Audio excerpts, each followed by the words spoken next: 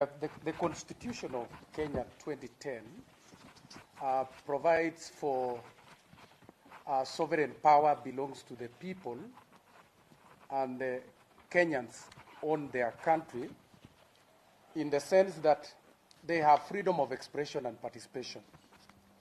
But we've, in the recent past, seen cases of electoral disinformation and misinformation being spread through digital media. And we are concerned that social media influencers have become guns for hire to churn out disinformation and hate speech. And they are now aligned to politicians, where they are making disinformation and misinformation a source of livelihood. And with voters lacking awareness and knowledge to detect disinformation, when making their voting choices during the elections, this will compromise the quality of our electoral process. And we are aware that the constitutional commissions have limited capacity and they are unable to discharge their constitutional mandate because of various reasons that they have made public, especially in the implementation of the laws and regulations on misinformation and disinformation and digital engagement with politicians. And you must have seen the other day the National Cohesion and Integration Commission, the NCIC, giving a list of words which are now they purport to outlaw because they spread hate among Kenyans.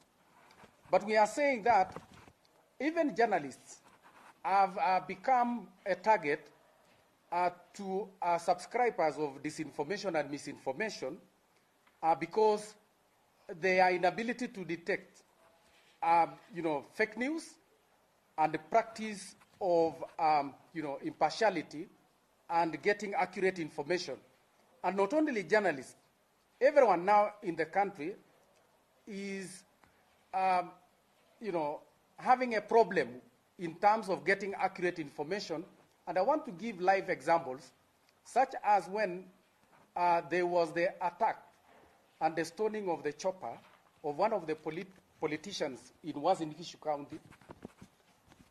Carefully listed names of youth who were purported to have been arrested by the police, contained names of people who were not locals, and it went viral in the social media just to depict that these are people who were transported from outside Uasin Gishu County.